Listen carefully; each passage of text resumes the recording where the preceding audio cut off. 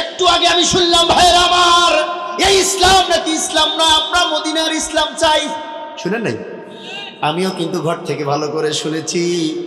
মদিনার ইসলামে বোধহয় সাদাবাজি আছে। তোমরা যে মদিনার ইসলাম বলে আজকে মুখে ফেনা তুলতেছো, আমরাও মদিনার ইসলাম চাই, কিন্তু তোমরা বলতেছো তোমাদের ইসলাম এটা ইসলাম নয়, আমরা মদিনার ইসলাম চাই। মদিনার ইসলামে টেন্ডারবাজি আছে নাকি? সোহাগের মতো নিরাপরাধ মানুষকে পাথর দিয়ে হত্যা করা মদিনার ইসলামে বোধহয় আছে। একটা রিকশাওয়ালার কাছে 20 টাকা চাঁদা, এটা বোধহয় মদিনার ইসলাম। কথা কয় না? পলাশবাড়ির মানুষ কথা বুঝেন, ভালো করে কথা বুঝেন। মদিনার ইসলাম যদি চাও, আল্লাহর নবী 313 জন সাহাবী নিয়ে সহস্রাধিক হাজারের উপরে কাফের বেদিনদের উপরে আল্লাহ রাব্বুল আলামিনের বিশ্বনবী সশস্ত্র যুদ্ধ করেছে। ইসলামের পক্ষে তুমি কয়বার যুদ্ধ করেছো? তুমি তো ইসলামের কথা সহ্যই করতে পারো না, তুমি তো কোরআনের আইন মানোই না, তুমি তো কোরআনে বিশ্বাসই করো না।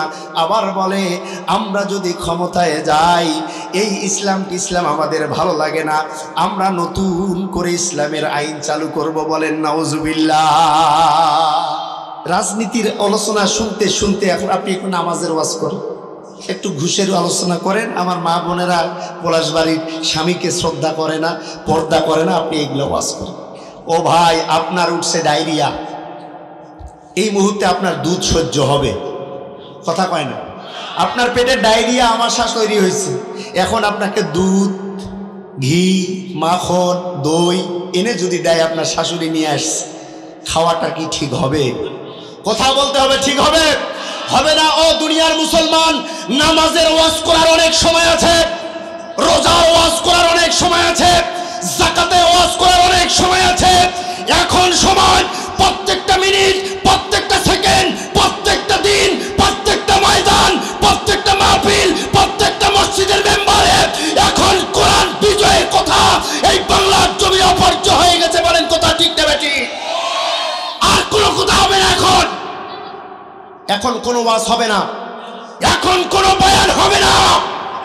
এই কোরআনকে যতদিন বাংলার মসনদে আমরা বসাতে না পারবো, যতক্ষণ পেটের ডায়াবেটিস, পেটের আমাশয় দূর করতে না পারবো, মানুষের তৈরি করা আইনের কবর রচনা করতে না পারবো, ততক্ষণ পর্যন্ত এই বাংলার মানুষের কর্ণকহরে আমরা কোরআনের আইনের কথা বলতেই থাকবো। বলেন কথা ঠিক না বেটি? তোমার ভালো লাগলেও বলবো, না লাগলেও বলবো, কারণ এখন অ্যান্টিবায়োটিক দরকার। এখন পেটের আমাশা, এখন আর দুধ দিয়ে কাজ হবে না, এখন অ্যান্টিবায়োটিক লাগবে, তার পেটটাকে এখন শুকাতে হবে। বলেন কথা ঠিক না বেঠি? কত বড় অহংকারী হলে বলে যে আমরা শরিয়া আইন চাই না, শরিয়া আইন মানি না। কতবারই অহংকারী হলে বলে যেই শেখ হাসিনা, তার হাত বাংলার মানুষের রক্তে রঞ্জিত হয়ে গেছে।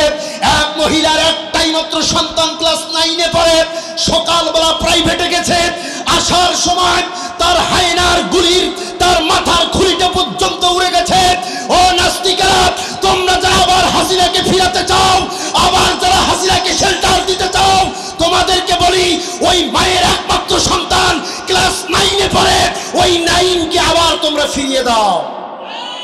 যদি ফিরাতে না পারো, হাসিনার পক্ষে আর দালালি করার জন্য বাংলাদেশে কথা বলবা না, ঠিক কিনা? সম্মানিত আমার দিনী ভাইয়েরা,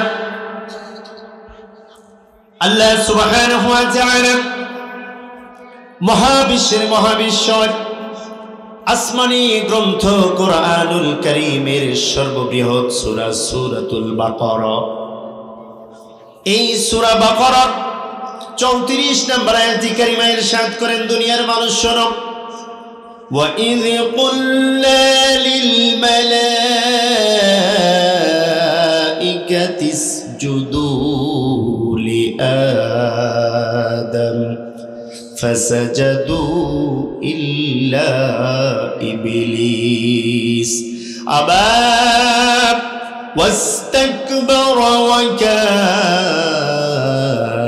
মিনাল কাফিরিন।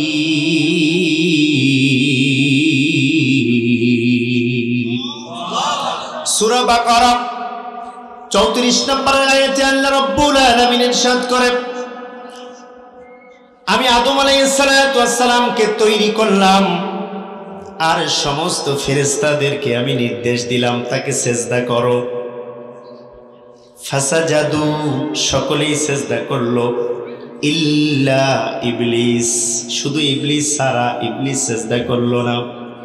আবা ওয়াস্তাকবার, সে অস্বীকার করলো এবং অহংকার করলো। ওয়া কানা মিনাল কাফিরিন, আর আমি তাকে কাফের উপাধি দিলাম, কাফের বললাম, সে অস্বীকারী হয়ে গেল। বলেন আল্লাহু আকবার। ভাইরা আমার, আদম আলাইহিস সালাতু ওয়াস সালামের সামনে সমস্ত ফেরেশতাদেরকে আল্লাহ পাক রব্বুল আলামিন সেজদা করার জন্য অর্ডার করলেন, নির্দেশ করলেন। সবাই সেজদা করলো, একজন সেজদা করলো না। তার নামটা কি?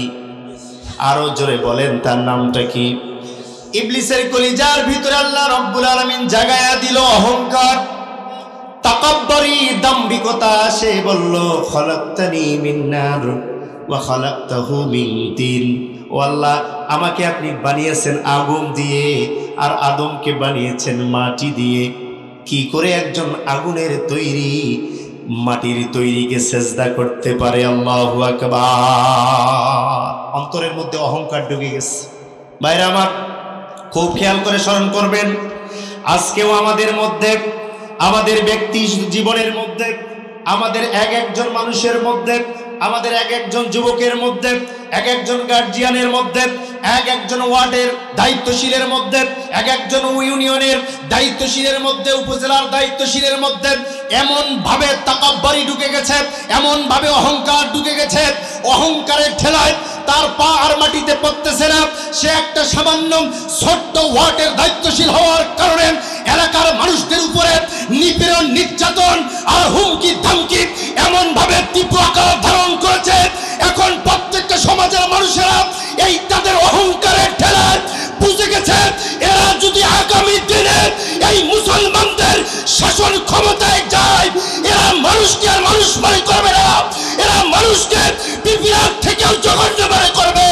এজন্য আমরা বলতে চাই, আগামী দিনে যারা অহংকারী হবে তাদেরকে জুতার পায়ে তুলে পিষ্ট করে আল্লাহর কোরআনকে আমরা বিজয় করব। কারা কারা যে আল্লাহকে দেখায় দাও।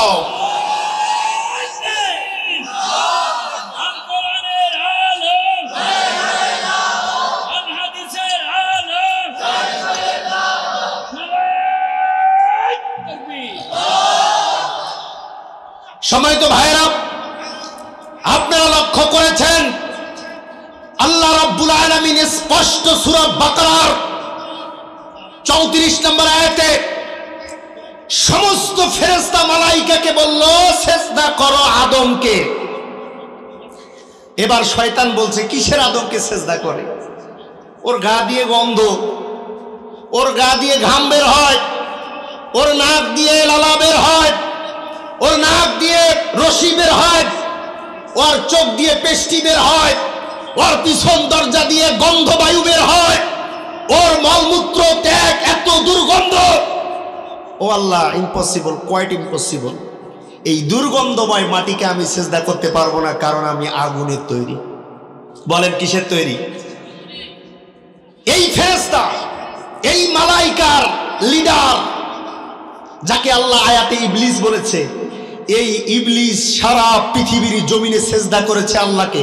এমন কোন জমিন বাদ নাই, এমন কোন ইঞ্চি বাদ নাই, পাহাড় পর্বত বাদ নাই যেখানে এই ইবলিস আল্লাহকে সেজদা করে নাই। বলেন আল্লাহু আকবার। বলেন তো, ইবাদতের কোনো কমতি ছিল? সেজদা দেওয়ার মধ্যে কোনো কমতি ছিল? আল্লাহর কোনো অর্ডার ইবলিস ইতিপূর্বে অমান্য করে নাই। কিন্তু মাটির আদমকে যখনই আল্লাহ পাক সেজদা দেওয়ার জন্য বললেন, এখানে একটা হিকমা রয়েছে, এখানে একটা মুবালাগা রয়েছে, এখানে একটা ইসলাহ রয়েছে।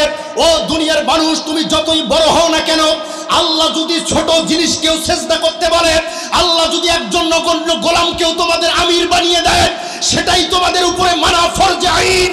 এই থেকে তোমরা শিক্ষা নাও, ছোট থেকে ছোট কোন ইবাদত, কোন হুকুম আহকাম যদি তুমি আল্লাহর অমান্য করো, হাজারটা হুকুম অমান্য করা লাগবে না, একটা অর্ডার অমান্য করা দূরের কথা, যদি তুমি গায়েব করো, অপছন্দ করো, আল্লাহ রাব্বুল আলামিন তোমাকে মানুষ থেকে বের করে, আশরাফুল মাখলুকাত থেকে বের করে, সৃষ্টির শ্রেষ্ঠ থেকে বের করে তোমাকে নিকৃষ্ট কিনা? 5 আগস্টের পরে আমরা দেখলাম, ভাইরা আমার, বাস্তবতাকে সামনে নিয়ে আমরা আয়াতের তাফসীর করার চেষ্টা করব। রাজি আছি ইনশাআল্লাহ?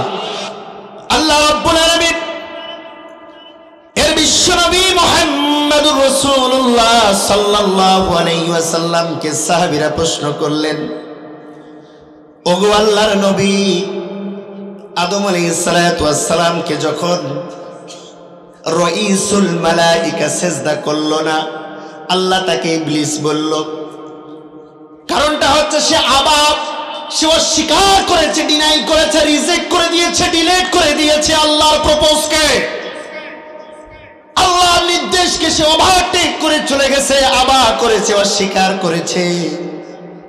ওগো আল্লাহর নবী, সে কেন অস্বীকার করলো? আল্লাহ সেই প্রশ্নের উত্তরে বলে ওয়াস্তাকবার, কারণ তার কলিজার ভিতরে দাম্ভিকতা ঢুকে গেছে, বড়লোকি ঢুকে গেছে, অহমিকা ঢুকে গেছে, অহংকার ঢুকে গেছে, যার জন্য সে আল্লাহর হুকুমকে অমান্য করলো। বলেন তো সূরার নাম কি? বাকারা, আয়াত নাম্বার 34। সাহাবীরা বললেন, ইয়া রাসূলুল্লাহ, ইয়া হাবিবাল্লাহ, এত জনপ্রিয়তা থাকার পরেও, সমস্ত মালায়েকাদের সরদার হওয়ার পরেও আল্লাহ রাব্বুল আলামিনকে সে অস্বীকার করলো। কেন অস্বীকার করলো? আল্লাহ সেই উত্তর দিয়েছে অহংকার। কারণটা কি বলেন? সবাই বলেন কারণটা কি? আরো জোরে বলেন কারণটা কি? এখন অহংকারের ঠেলায় অনেক মানুষের পাও মাটির পড়ে না, জমিয়ে পড়ে না, এমন অহংকার কলিজার ভিতরে ঢুকেছে, মানুষকে আর মানুষ মনে করতেছে না। সে বলে আমি বাংলাদেশের মালিক হয়ে গেছি, আমি নীলফামারী জেলার মালিক হয়ে গেছি, আমি যা করব তাই। সাধারণ মানুষের মূল্যায়ন তার ভিতরে নাই, সাধারণ মানুষের তোয়াক্কা সে করে না। এখনো চাঁদাবাজিতে বাংলার মানুষকে তারা অতৃষ্ট করে রেখেছে, বলেন ঠিক কিনা? এর মূল কারণ হচ্ছে অহংকার, এর মূল কারণ হচ্ছে কলিজার ভিতরে তাকাব্বুরি ঢুকেছে, কলিজার ভিতরে নিজেকে রাজা রাজা ভাব মনে হয়ে গেছে, বলেন ঠিক কিনা? তুমি কিসের রাজা? তুমি কিসের মালিক? তুমি এখনো কিচ্ছু হও নাই, তুমি বাংলাদেশের মানুষের পালস বুঝতে পারো নাই। এরা এখন রুটি খায় না, এরা এখন ভাত খায়, প্রত্যেকটা ইঞ্চিতে ইঞ্চিতে এরা এখন কোরআনের শাসক, কোরআনের রায়ক, কোরআনের রাজতন্ত্র ছাড়া আর কোন বেটা বেটি, আর কোন জালিম, আর কোন নাস্তিককে বাংলার জমিনে এক ইঞ্চি মাটি ছেড়ে দেবে না, বলেন কথা ঠিক কিনা? এরা হচ্ছে বাংলার নওজোয়ান, এরা হচ্ছে পলাশবাড়ির যুবক, এরা হচ্ছে সদর আসনের যুবক, এরা হচ্ছে পলাশবাড়ি ইউনিয়নের 4 নম্বর ওয়ার্ডের যুবক। কোন রক্ত চক্ষুকে অপেক্ষা করবে না, কোন রক্ত চক্ষুকে তোয়াক্কা করবে না। আগামী দিনে যারাই কোরআন হাতে নিয়ে সামনে আসবে, ন্যায় ইনসাফের যারা কথা বলবে, যাদের অন্তরের ভিতরে অহংকার থাকবে না, এই পলাশবাড়ির জনগণ তাদেরকেই বাংলার মসনদে বসাবে, বলেন কথা ঠিক দেবে ঠিক? তোমার যতই পপুলারিটি থাক, দেয়ার ইজ নো চান্স, কোনো খাওয়া নাই। কারণ তোমার থেকে বড় লিডার ছিল ইবলিস। সমস্ত ফেরেশতাদের লিডার, মানুষের লিডার নও। তুমি তো মানুষের লিডার হওয়ার চিন্তা ভাবনা করছো, কিন্তু সমস্ত ফেরেশতাদের লিডার ছিল ইবলিস। আল্লাহ বলছে যে তোমার অহংকার, তোমার তাকাব্বুরি, তোমার অন্তরের ভিতরে একটু দাম্ভিকতা ঢুকার কারণে তুমি অস্বীকার করলা, আমি তোমার নামটা এবার পাল্টায় দিচ্ছি। আল্লাহ পাক শেষে বলে ওয়াকানা মিনাল কাফিরিন,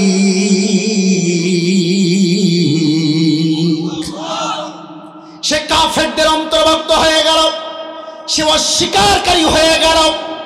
মুসলমান ফেরেশতা আল্লাহ রাব্বুল আলামিনের আহলে আওলাদ থেকে দূরে চলে গেল, আমার দপ্তর থেকে তার নামটা আমি আল্লাহ কেটে দিলাম, সে অস্বীকারী হয়ে গেল। ও দুনিয়ার মুসলমানেরা, আপনাদের কাছে জানতে চাই, এই মুসলমান এবং ইমানদারদের কাতার থেকে যখন ইবলিসকে বের করে দেয়া হলো, বলেন তো অপরাধ ছিল কয়টা? বুঝে থাকলে বলেন অপরাধ ছিল কয়টা? মাত্র একটা অপরাধের কারণে রাইসুল মালায়েকা ফেরেশতাদের লিডার হওয়ার পরেও যদি সে শয়তান হতে পারে, ও পলাশবাড়ির জনগণ রে, আপনি আমি দিনে রাতে সকালে বিকালে দুপুরে আল্লাহ রাব্বুল আলামিনের কত হুকুম আহকাম অমান্য করতেছি, তার কোনো ইয়ত্তা নাই। বলেন একটা হুকুমের কারণে শয়তান যদি কাফের হয়ে যেতে পারে, রাইসুল মালাইকা আজাজিল ফেরেশতা যদি ইবলিস হতে পারে, আপনি আমি আল্লাহ রাব্বুল আলামিনের অসংখ্য অগণিত আয়াতকে উপেক্ষা করে যাচ্ছি, অমান্য করে যাচ্ছি, কোরআনের হাতছানির দিকে আমরা সাড়া দিচ্ছি না, আল্লাহর হুকুমের দিকে আপনি আমি নাই। বলেন ফেরেশতা যদি কাফের হতে পারে, আপনি আমিও কি কাফের হতে পারি না? আল্লাহ আমাদেরকে কাফের বলছে? বলে নাই। এখানে এই আয়াতে কারিমা দিয়ে আল্লাহ রাব্বুল আলামিন উপমা দিচ্ছে, দুনিয়ার মানুষ কাফের হতে গেলে বহু আইন অমান্য করা লাগে না। কাফের হতে গেলে এক ওয়াক্ত নামাজ পরিত্যাগ করলেই হয় না, হাজার হাজার রোজা মিস্টেক করলেও কাফের হয় না। ভালো করে তোমরা শোনো, আমি যখন এই ক্লান্তিকাল মুহূর্তে মানুষের যখন ক্লান্তিকাল সময় অতিক্রম হবে, মানুষরা যখন দেখবে বর্তমান স্থান কাল পাত্র ভেদে এখন কোরআনের শাসন ছাড়া, এখন কোরআনের আইন ছাড়া বাংলার জমিনে সুখ শান্তি নিরাপত্তা হতে পারে না। এই জন্য বাংলার মানুষদের উপরে এখন কোরআনের আইন সংসদে নিয়ে যাওয়া ফরজ আইন হয়ে গেছে। বলেন কথা ঠিক না বেঠি? জনগণ বলে হুজুর রাজনীতির আলোচনা শুনতে শুনতে এখন আপনি একটু নামাজের ওয়াজ করেন, একটু ঘুষের আলোচনা করেন। আমার মা বোনেরা পলাশবাড়ির স্বামীকে শ্রদ্ধা করে না, পর্দা করে না, আপনি এগুলো ওয়াজ করেন। ও ভাই, আপনার উঠছে ডায়রিয়া, এই মুহূর্তে আপনার দুধ সহ্য হবে, কথা কয় না? আপনার পেটে ডায়রিয়া আমাশা তৈরি হয়েছে, এখন আপনাকে দুধ, ঘি, মাখন, দই এনে যদি দেয়, আপনার শাশুড়ি নিয়ে আসছে, খাওয়াটা কি ঠিক হবে? কথা বলতে হবে, ঠিক হবে? হবে না। ও দুনিয়ার মুসলমান, নামাজের ওয়াজ করার অনেক সময় আছে, রোজার ওয়াজ করার অনেক সময় আছে, যাকাতের ওয়াজ করার অনেক সময় আছে। এখন সময় প্রত্যেকটা মিনিট, প্রত্যেকটা সেকেন্ড, প্রত্যেকটা দিন, প্রত্যেকটা ময়দান, প্রত্যেকটা মাহফিল, প্রত্যেকটা মসজিদের মেম্বারে এখন কোরআন বিজয়ের কথা এই বাংলার জমি অপর্য হয়ে গেছে। বলেন কথা ঠিক না বেটি? আর কোনো কথা হবে না। এখন কোনো ওয়াজ হবে না, এখন কোনো বয়ান হবে না। এই কোরআনকে যতদিন বাংলার মসনদে আমরা বসাতে না পারবো, যতক্ষণ পেটের ডায়াবেটিস, পেটের আমাশয় দূর করতে না পারবো, মানুষের তৈরি করা আইনের কবর রচনা করতে না পারবো, ততক্ষণ পর্যন্ত এই বাংলার মানুষের কর্ণকহরে আমরা কোরআনের আইনের কথা বলতেই থাকবো। বলেন কথা ঠিক না বেটি? তোমার ভালো লাগলেও বলবো, না লাগলেও বলবো, কারণ এখন অ্যান্টিবায়োটিক দরকার। এখন পেটের আমাশা, এখন আর দুধ দিয়ে কাজ হবে না, এখন অ্যান্টিবায়োটিক লাগবে, তার পেটটাকে এখন শুকাতে হবে। বলেন কথা ঠিক না বেঠি? ভাইরা আমার, তাহলে বলবেন হুজুর একটা আইন অমান্য করার কারণে আজাজিল হয়ে গেল ইবলিস, এরপরে আল্লাহ রাব্বুল আলামিন তাকে আবার কাফের বলল, তারপরে কি হলো হুজুর একটু বলেন। আল্লাহ রাব্বুল আলামিন শয়তানকে লক্ষ্য করে বলল, শয়তানের এতদিন তুমি জান্নাতে ছিলে, আমার আল্লাহর আরশের আশেপাশে তোমার অবস্থান ছিল। ও শয়তান, এখন তোমার আমার আরশ থেকে বের হয়ে যেতে হবে, আমার জান্নাত থেকে বের হয়ে যেতে হবে, দুনিয়ায় চলে যেতে হবে। আল্লাহ রাব্বুল আলামিনের দরবারে হাউমাউ করে কেঁদে এবার শয়তান বলে, রব্বুল আলামিন, লক্ষ লক্ষ কোটি কোটি বছর তোমার ইবাদত করলাম রে মাবুদ, মাত্র একটা আইন অমান্য করার কারণে আমি কাফের হয়ে গেলাম, আমি ইবলিস হয়ে গেলাম, অভিশপ্ত হয়ে গেলাম রে আল্লাহ। আমার এই ইবাদত গুলার কি তোমার কাছে কোনো দাম নাই?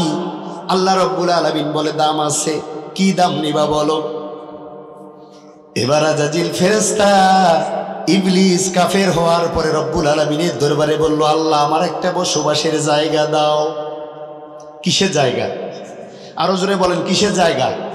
ও আল্লাহ, আমার যে আচরণ মানুষের সমাজে আমাকে স্থান দেবে না, আমার যে চাঁদাবাজি, আমার যে টেন্ডারবাজি, আমার যে কাজকর্ম, সমাজের মানুষেরা আমাকে বাজারও রাখতে দেবে না, সমাজেও থাকতে দেবে না, পরিবারেও থাকতে দেবে না রে আল্লাহ। এখন সেই পরিবেশেই তৈরি হয়ে গেছে, সাদাবাজদের কোনো জায়গা বাংলার জমিনে 1 সেকেন্ডও আর হবে না। শয়তান আল্লাহকে বলল, আল্লাহ, এই একই কাহিনী আল্লাহ রাব্বুল আলামিনের কাছে বলল, আল্লাহ, আমার যে কার্যক্রম, আমার যে শয়তানি রব্বুল আলামিন সমাজের মানুষরা আমাকে থাকতে দেবে না, অতএব আমাকে যদি শয়তানি চালাতে হয়, আমাকে যদি ক্রিমিনালি চালাতে হয়, আমাকে যদি এই সন্ত্রাসী কার্যক্রম চালাতেই হয়, তাহলে একটা নির্দিষ্ট থাকার জায়গা দরকার। আল্লাহ নবী, বিশ্ব নবী মুহাম্মদুর রাসূলুল্লাহ সাল্লাল্লাহু আলাইহি ওয়াসাল্লাম হাদিস শরীফের মধ্যে বলে, আশ-শাইতানু জাসিমুন আলা কলবি বনি আদম। আল্লাহু আকবার।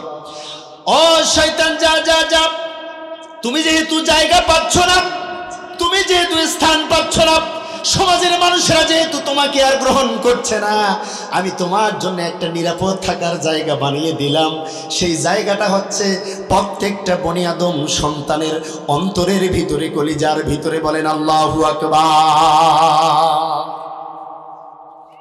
দেখেন আমার আল্লাহ কত বড় দয়ালু।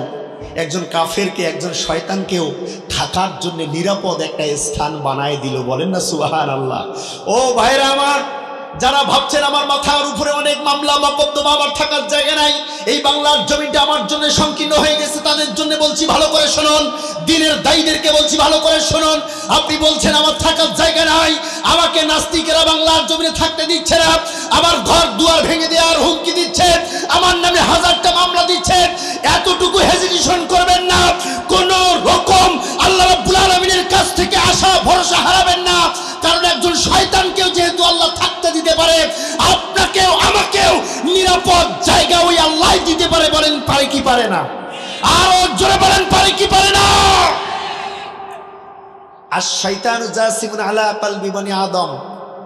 আল্লাহর নবী বললেন, শয়তানকে আল্লাহ এমন একটা নিরাপদ বাসস্থান দান করে দিলেন, প্রত্যেকটা মানুষের অন্তরের ভিতরে, কলিজার ভিতরে শয়তান গেড়ে বসবে, শয়তান গেড়ে বসবে, শয়তান আসর করে বসবে। এই জন্য আমি বারবার এক মাহফিলে কথা বলে থাকি, প্রত্যেকটা মানুষের কলিজাটা হচ্ছে 2 ভাগ। বলেন কয় ভাগ? 2 ভাগ। এই কলিজাটা প্রথমে একটাই কলিজা ছিল। যখন শয়তানকে দুনিয়ায় নামায় দিল, শয়তান আল্লাহর কাছে থাকার জায়গা চাইল, তৎক্ষণাৎ আল্লাহ রাব্বুল আলামিন প্রত্যেকটা মানুষের কলিজাটাকে ঠিক 2টা কম্পার্টমেন্ট, 2টা চেম্বারে বিভক্ত করে দিলেন। বলেন আল্লাহু আকবার। ভাইরা আমার, ডান দিকের অংশটাতে আল্লাহ রাব্বুল আলামিনের ফেরেশতা থাকে, কলিজার বাম অংশের ভিতরে শয়তান সব সময় হাঁটু গেড়ে বসে থাকে। যখনই চান্স পায়, যখনই সময় পায়, সুযোগ পায়, ওই মানুষটাকে শয়তান শয়তানি কার্যকলাপের মধ্যে ডুবাইয়া দেয়। আবার আল্লাহ রাব্বুল আলামিনের রহমতের ফেরেশতা ওই খারাপ রাস্তা থেকে তাকে উঠায় নিয়ে এসে আবার ভালো রাস্তায় উঠায়। শয়তান আবার বলে তাকে খারাপ রাস্তায় নিয়ে যাব, তুমি কেন ভালো রাস্তায় নিয়ে যাও? 2 জনের মধ্যে আবার টকশো লেগে যায়। কোন মানুষের ক্ষেত্রে শয়তান জিতে যায়, আবার কোন মানুষের ক্ষেত্রে রহমতের ফেরেশতা জিতে যায়। বলেন সুবহানাল্লাহ।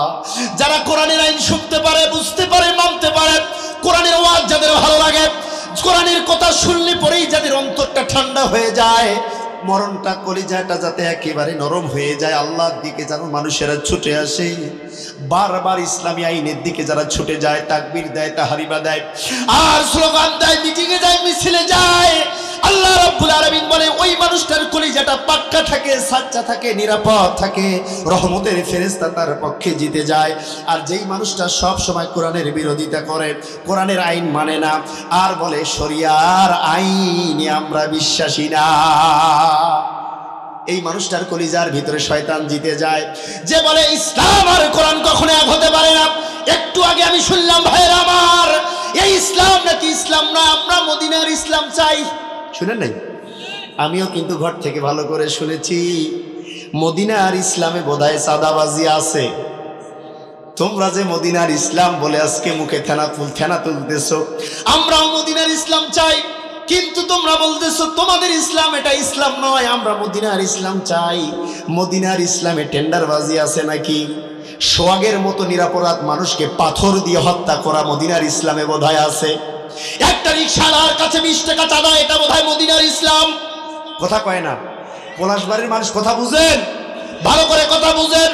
মদিনার ইসলাম যদি চাও, আল্লাহর নবী 313 জন সাহাবী নিয়ে সহস্রাধিক হাজারের উপরে কাফের বেদিনদের উপরে আল্লাহ রাব্বুল আলামিনের বিশ্বনবী সশস্ত্র যুদ্ধ করেছে। ইসলামের পক্ষে তুমি কয়বার যুদ্ধ করেছো?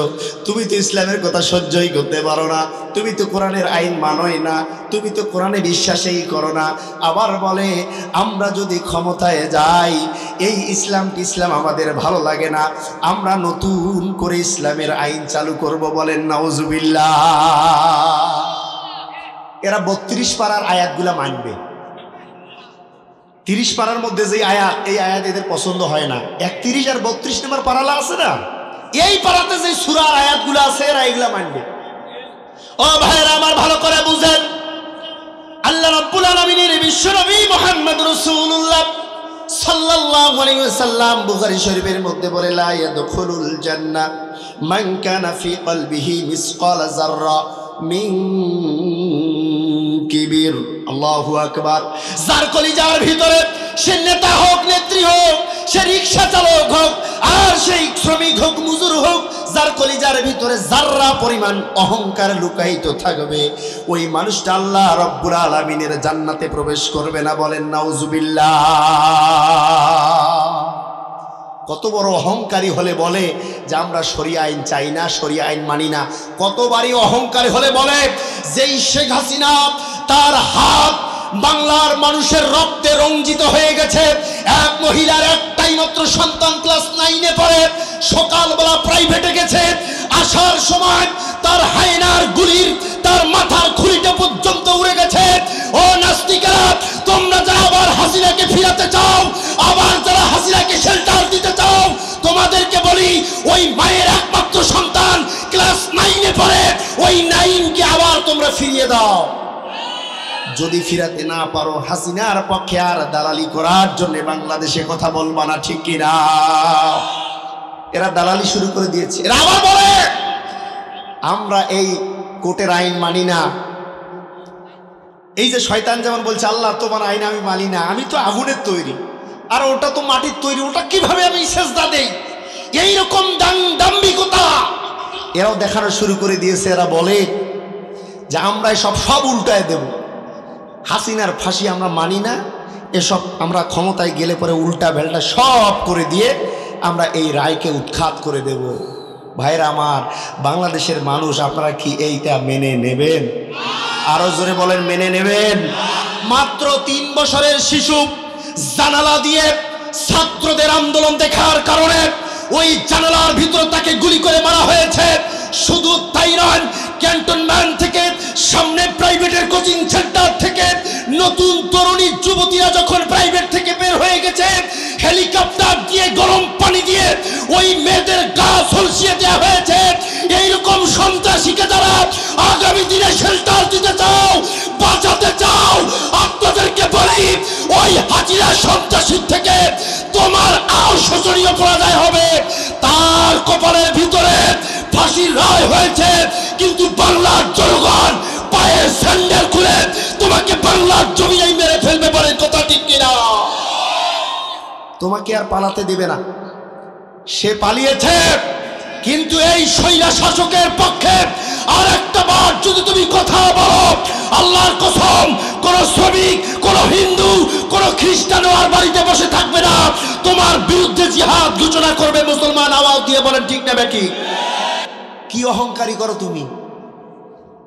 আজাদিল ফেরেশতা মাত্র একটা হুকুম অমান্য করার কারণে সে যদি কাফের হয়ে যায়, তুমি কার পক্ষে দালালি করো? এই রক্ত পিপাসু রাক্ষস এমন কোন সেক্টর বাদ দেয় নাই, এমন কোন সেক্টর বাদ দেয় নাই মানুষকে জ্বালায় নাই। বিশেষ করে বাংলার সূর্য সন্তান আলেম ওলামাদের বিরুদ্ধে যে নেককার জনক কাজ বাংলার জমিনে ঘটিয়েছে, এটার তিল পরিমাণ সিকি পরিমাণ প্রতিশোধ যদি নেওয়া হয়, বাংলার জমিনে এইরকম কোন নাস্তিক, এইরকম কোন মুরতাদ, এইরকম কোন ইসলাম বিদ্বেষী, এইরকম কোন কোরআন বিদ্বেষী, এইরকম কোন শক্তির আর উদয় হওয়া কখনো সম্ভব না। বলেন কথা ঠিক না ঠিক? ভাই আফসোস, আপনারা সাক্ষী, সূরা বাকারার 34 নম্বর আয়াত, মাত্র একটা হুকুম অমান্য করার কারণে আজাজিল যদি ইবলিস হতে পারে, আপনি আমি দুনিয়ার জমিনে হাজারো নিমুখ হারামিতা করছি, হাজারো আল্লাহর আইনকে তোয়াক্কা না করে আজকে আমরা মন প্রসূত কাজ করছি, কোরআনের আইনকে উপেক্ষা করে আপনার বেটার তৈরি, বাবার তৈরি, স্বামীর তৈরি, স্ত্রীর তৈরি সমাজতন্ত্রের ভিতরে, রাজতন্ত্রের ভিতরে লেনিনবাদের বিরুদ্ধে আজকে আমরা চলে গেছি। কিন্তু আল্লাহর কোরআনের পক্ষে আগামী দিনে কারা কারা থাকতে চান, দুই হাত টান টান করে আমার আল্লাহকে দেখাও। কোরআনুল কারীমের একটি আয়াত বলে, ফাদাম্মারনাহু তাদমীরা। আল্লাহ বলে, আমি কোনো দাম্ভিক, কোনো অহংকারীকে দুনিয়ার জমিনে আমি টিকে রাখি নাই। ফাদাম্মারনাহু তাদমীরা, তার শাসনকে, তার ক্ষমতাকে, তার চেয়ারকে আমি আল্লাহ চূর্ণ বিচূর্ণ করে দিয়েছি। বলেন আল্লাহু আকবার। মরার সময় ফেরাউন পানি খাইতে খাইতে আল্লাহকে বলে, আনা মিনাল মুসলিমিন, ও আল্লাহ আমি তো মুসলমান ছিলাম, তুমি দেখো না। মরার সময় ফেরাউন বলে, আনা মিনাল মুসলিমিন, কোরআন সাক্ষী। আল্লাহ বলছে, ওয়াকুমতা মিনাল মুফসিদিন, তুমি তো সন্ত্রাসী ছিলে। দুনিয়ার জমিনে তুমি কোরআন মানো নাই, দুনিয়ার জমিনে মুসাকে মানো নাই, তাওরাত মানো নাই, দুনিয়ার জমিনে আমার হুকুম হাকাম মানো নাই, আর এখন পরিচয় দিচ্ছ আমি মুসলমান। আল্লাহ সাথে সাথে আয়াত দিয়ে বলছে, তুমি সন্ত্রাসী, তুমি চাঁদাবাজি, তুমি লুটতরাজ করেছো, তুমি ধর্ষণ করেছো, তুমি সোহাগকে মেরেছো, তুমি রিক্সার কাছ থেকে চাঁদা উঠাও, তুমি অটোর কাছ থেকে চাঁদা উঠাও, তুমি সমস্ত বাস স্ট্যান্ড, লস স্ট্যান্ড, অটো স্ট্যান্ড, এমন কোন জায়গা বাদ নাই যে তুমি সন্ত্রাসী কাজ করো নাই, চাঁদা তুলো নাই, টেন্ডার মারো নাই। আর এখন বলছো তুমি মুসলিমের অন্তর্ভুক্ত, তুমি ইমানদার। আল্লাহ বলছো, ওয়াকুমতা মিনাল মুফসিদিন, আমি খুব ভালো করে জানি তুমি কোন খালের চেন। বলেন কথা ঠিক না ঠিক?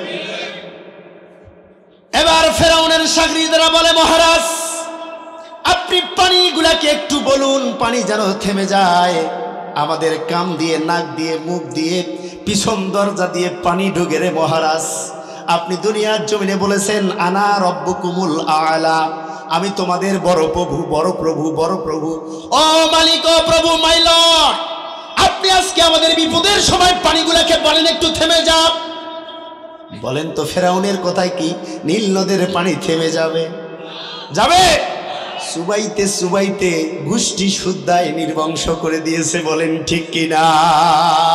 আমরাও দেখলাম ভাইরা, যারা অহংকারী হয়, যারা তাকব্বুরি করে, মরার 60 বছর পরেও তাদেরকে কিভাবে পানিতে চুবায়। দেখেন নাই চুবানি? দেখেন নাই? মরে গেছে বহুদিন আগে, তারপরেও মূর্তিকে পর্যন্ত বাংলার জনগণ চুবাইতে কখনো ভুল করে নাই। করেছে?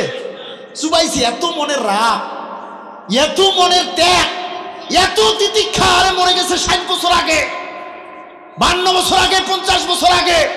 এখন তো এটা মূর্তি, এই মূর্তিকে পর্যন্ত বাংলার জমিনের মানুষেরা ছাড়ে নাই। এরা দেখিয়ে দিতে চায়, যারা কোরআন বিরোধী হবে, কোরআনের আইনের বিরোধী হবে, জীবদ্দশায় তাদেরকে তো মারবই মারবই। মরার পরে 50 বছর পর তার মূর্তিটাকেও আমরা চুবাবো। এটা দেখে দিছে না বাংলার মুসলমান? হারে হারে, ইঞ্চি ইঞ্চি উদাহরণ দিয়ে বাংলার জনগণ কিন্তু এটা ঠিকই দেখাই দিছে।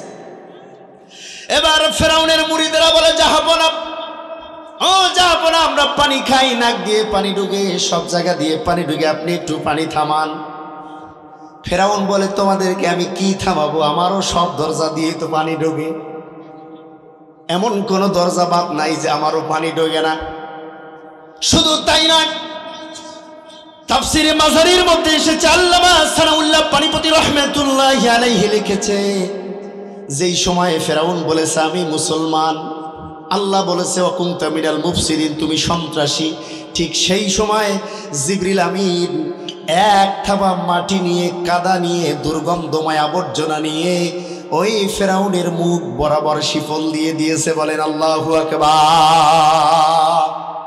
ভাইরা আমার, তার 34 প্রায় 3000 বছর পরে ফেরাউনের লাশটা মমি ঘরে যখন গবেষণা করা যায়, টকি বিজ্ঞানীর নাম হচ্ছে টকি, নিউজিল্যান্ডের বিজ্ঞানী, তিনি ফেরাউনের লাশটাকে একটু গবেষণা করেছে। এর সাথে কি হয়েছে দেখি একটু। মাইক্রোস্কোপ লাগিয়েছে, তার ইসিজি লাগিয়েছে, তার শরীরের পার্টস গুলার বিভিন্ন অঙ্গে বিভিন্ন যন্ত্র লাগিয়েছে, মুখের ভিতরেও একটা যন্ত্র দিয়েছে। মুখের ভিতরের যন্ত্রটা উত্তর দেয়, ও বিজ্ঞানী, এই মুখের ভিতরে আর কিছু তুমি পাবা না। জিবরিল আমিন মুখের ভিতরে ফেরাউনের যে কাদাগুলা ডুবিয়ে দিয়েছে, এগুলি সেই নীল নদের কাদা। আল্লাহু আকবার। 3000 বছর পরে ফেরাউনের মুখ থেকে কাদা পাওয়া গেছে, নীল নদের কাদা। ওই নীল নদের কাদাটা বিজ্ঞানী রিজার্ভ করে রেখেছে। আবার নীল নদে যে নীল নদের নিজ হাত দিয়ে একটু কাদা মাটি নিয়ে এসেছে, দুইটার ডিএনএ টেস্ট করে, দুইটার পজিটিভ নেগেটিভ টেস্ট করে দেখে এটা ওই নীল নদের এই মাটি।